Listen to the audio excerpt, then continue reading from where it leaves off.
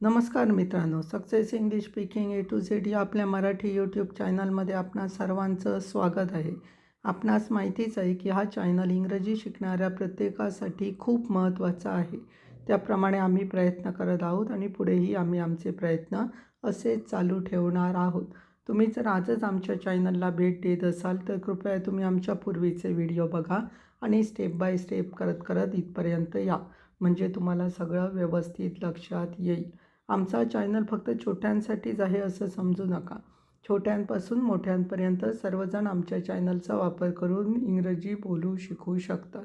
त्यामुळे तुम्ही अजूनपर्यंत जर आमच्या चॅनलला सबस्क्राईब केलं नसेल तर प्लीज आमच्या चॅनलला सबस्क्राईब करा, लाईक करा आणि जास्तीत जास्त शेअर करा, जेणेकरून तुमचे मित्रमैत्रीण असतील, प्रियजन असतील त्यांनाही या चॅनलचा लाभ घेता येईल.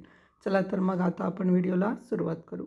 आजच्या व्हिडिओमध्ये आपण पाहणार आहोत युअर सेल्फचा वापर उपयोग कसा केला जातो आणि त्याच्याशी संबंधित अत्यंत महत्त्वाची सर्वसमावेशक वाक्ये. आता युअर सेल्फचा वापर उपयोग कसा होतो तर त्याच्या अर्थाप्रमाणेच त्याचा वापर उपयोग केला जातो. आता अर्थ काय आहे तर तू स्वतः किंवा तुला स्वतःला अशा अर्थाने युअर सेल्फचा वापर केला जातो. आता युअर सेल्फची अत्यंत महत्त्वाची सर्वसमावेशक वाक्य पाहूयात. पहिलं वाक्य बघा, निवड होण्यासाठी तुम्हाला काय सुधारण्याची आवश्यकता आहे हे स्वतःला विचारावे लागेल.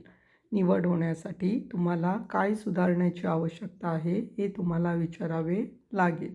वाक्य येणार, you have to ask yourself what you need to improve to be selected. You have to ask yourself म्हणजे काय, निवड होण्यासाठी तुम्हाला काय सुधारण्याची आवश्यकता आहे हे स्वतःला विचारावं लागेल. हे पहिल्यांदा काय घेतलेलं आहे तर you have to ask yourself म्हणजे तुम्हाला स्वतःला विचारावे लागेल, हे पहिलं घेतलेलं आहे बघा. You have to ask yourself म्हणून.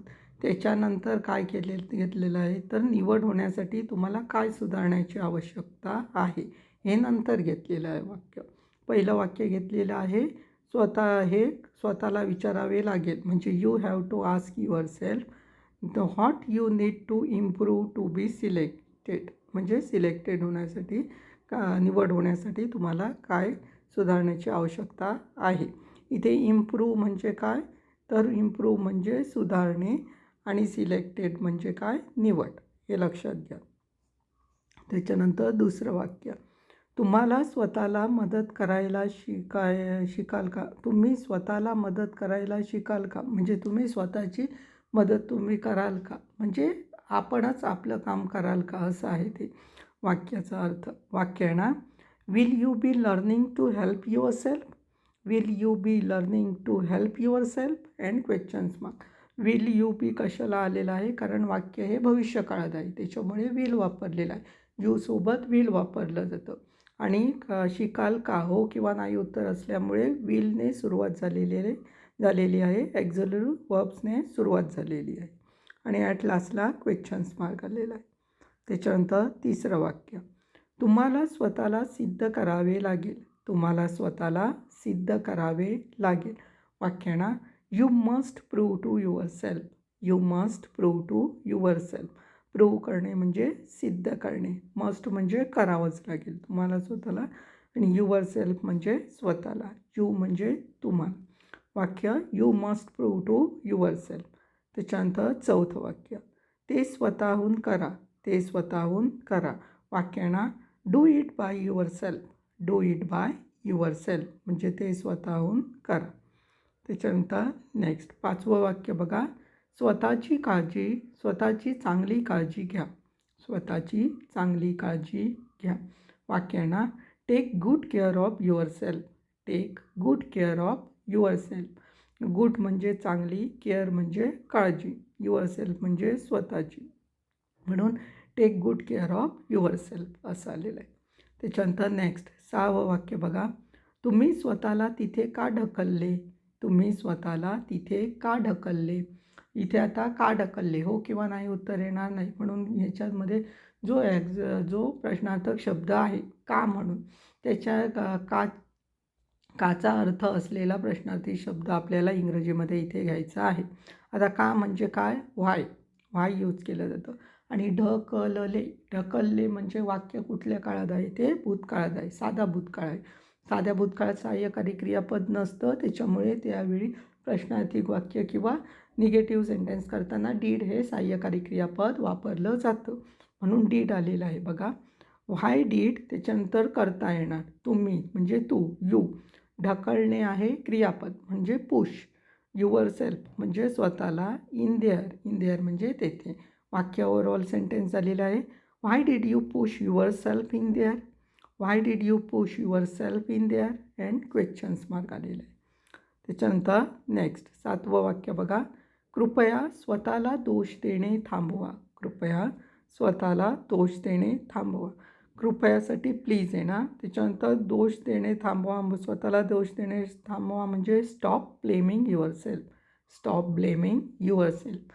स्टॉप म्हणजे थांबणे, ब्लेम करणे म्हणजे दोष देणे. लक्षात घ्या, ब्लेम म्हणजे दोष देणे आणि युअर सेल्फ म्हणजे स्वतःला. वाक्य please stop blaming your self. त्याच्यानंतर नेक्स्ट 8वं वाक्य बघा. तुम्ही हे स्वतःपुरतेच ठेवू शकत नाही. तुम्ही हे स्वतःपुरतेच ठेवू शकत नाही. वाक्य ना. You can't keep this to yourself. You can't keep this to yourself म्हणजे शकत नाही म्हणून कॅन नॉट यूज केलेलं आहे. कीप म्हणजे ठेवणे, धिस म्हणजे हे आणि युअर सेल्फ म्हणजे स्वतःपुरते, स्वतः. म्हणून वाक्य आलेलं आहे you can't keep this to yourself. त्याच्यानंतर नेक्स्ट 9वं वाक्य बघूया. तुम्ही कधीही स्वतःवर नियंत्रण ठेवू शकला नाही. तुम्ही कधीही स्वतःवर नियंत्रण ठेवू शकला नाही. वाक्य येणार you never been able to control yourself. You never been able to control yourself. Control ठेवणे म्हणजे नियंत्रण ठेवणे. युअर सेल्फ म्हणजे स्वतःवर. नेवर म्हणजे कधीही नाही, म्हणून कधीही नाहीसाठी नेवर यूज केलेलं आहे. वाक्य you never been able to control yourself. त्याच्यानंतर 10वं वाक्य. स्वतःचा विचार करू शकत नाही का? स्वतःचा विचार करू शकत नाही का? हो किंवा नाही उत्तर एक्झिलरी वर्ब्सने सुरुवात होणार. वाक्य बघा.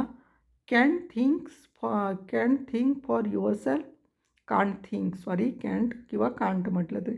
Can't thinks for yourself and questions mark आलेला आहे. लक्षात घ्या, can't thinks for yourself and question mark आलेला आहे.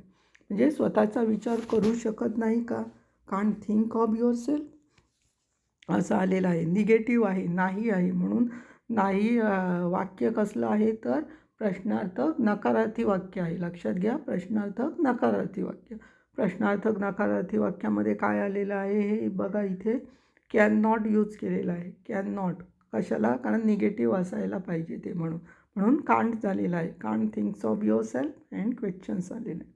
त्याच्यानंतर नेक्स्ट 11वं वाक्य. तुम्ही ते स्वतः बनवले आहे का? तुम्ही ते स्वतः बनवले आहे का? हो किंवा नाही उत्तर येणार एक्झिलरी वर्ब्सने सुरुवात. वाक्य बघा. Did you build it yourself. Did you build it yourself. Build म्हणजे बनवणे, युअर सेल्फ म्हणजे स्वतः. डीड वापरलेला आहे कशाला? कारण साधा भूतकाळात वाक्य आहे म्हणून डीड हे सहाय्यकारी क्रियापद घेतलेलं आहे आणि ते पहिल्यांदा आलेलं आहे कारण हो किंवा नाही उत्तर आहे म्हणून. वाक्य ना. Did you build it yourself and questions mark आलेला आहे.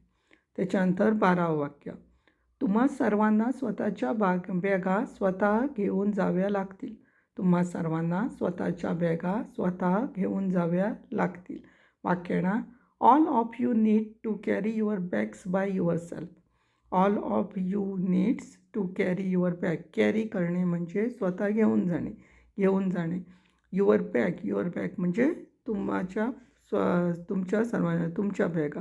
युअर सेल्फ म्हणजे स्वतःच्या आणि ऑल म्हणजे सर्वांना, म्हणून all of you need to carry your bag by yourself असं आलेलं आहे. त्याच्यानंतर नेक्स्ट 13वं वाक्य बघूया. स्वतःला लाजवू नका. स्वतःला लाजवू नका. वाक्याना. Don't embrace yourself. Don't embrace yourself. Embrace होणे म्हणजे लाजवणे, म्हणून डोंट म्हणजे नका आणि युअर सेल्फ म्हणजे स्वतःला, म्हणून डोंट एम्ब्रेस युअर सेल्फ असं आलेलं आहे. त्याच्यानंतर 14वं वाक्य. तुम्हाला खात्री आहे का तुम्ही ते स्वतः पूर्ण करू शकाल? तुम्हाला खात्री आहे का तुम्ही ते स्वतः पूर्ण करू शकाल? हे वाक्य कसलं आहे? तर प्रश्नार्थी वाक्य आहे आणि हो किंवा नाही हे उत्तर आहे त्याचं. त्याच्यामुळे ॲक्झिलरी वर्ब्सने सुरुवात. आता तुम्हाला खात्री आहे का? ह्याने वाक्याने सुरुवात करायची. वाक्य बघा. Are you sure? Are you sure? म्हणजे तुम्हाला खात्री आहे का? हा प्रश्नार्थ वाक्य झालं. त्याच्यानंतर तुम्ही ते स्वतः पूर्ण करू शकाल हे वाक्य येणार. ह्या वाक्यामध्ये ते प्रश्नार्थ करायचं नाही, ते साधंच राहणार. कारण ऑलरेडी आपण पहिलं प्रश्नार्थी वाक्य केलेलं आहे. म्हणजे का are you sure? Are you sure हे प्रश्नार्थी वाक्य झालेलं आहे. कारण ते एकाच वाक्यामध्ये आलेलं आहे. त्याच्यामुळे पहिल्यांदा तुम्ही जर प्रश्नार्थी वाक्य केलं तर दुसरं जे वाक्य आहे त्याला जॉईनिंगला त्याला प्रश्नार्थक वाक्य करावं लागत नाही.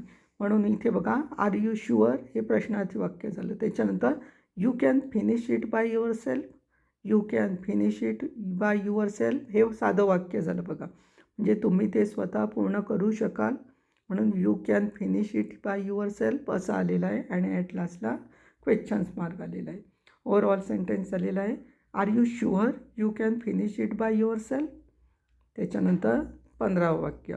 तुम्हाला स्वतःची जबाबदारी घ्यावी लागेल. तुम्हाला स्वतःची जबाबदारी घ्यावी लागेल. वाक्याना you have to take responsibility for yourself. You have to take responsibility for yourself. म्हणजे तुम्हाला स्वतःची घ्यावी लागेल. घ्यावी लागेल म्हणून काय हॅव टू आलेलं आहे, यूज केलेलं आहे. त्याच्यानंतर रिस्पॉन्सिबिलिटी. रिस्पॉन्सिबिलिटी म्हणजे जबाबदारी आणि युअर सेल्फ म्हणजे स्वतःची. ओव्हरऑल सेंटेन्स झालेला आहे. You have to take responsibility for yourself असं आलेलं आहे. अशा प्रकारे ही 15 वाक्य आहेत. युअर सेल्फ वापरून केलेली आहेत. किती महत्त्वाची आहेत ती वाचल्यावर तुमच्या लक्षात येतीलच. त्याच्यामुळे इग्नोर करू नका.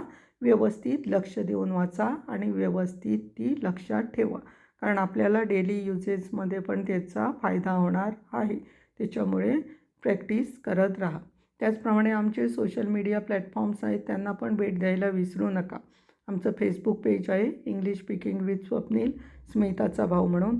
प्रतिलिपी मराठी अकाउंट पेज आहे स्मिताचा भाऊ म्हणून. तिसरं लिंक्डइन अकाउंट आहे अँड स्वप्नील स्मिताचा भाऊ म्हणून.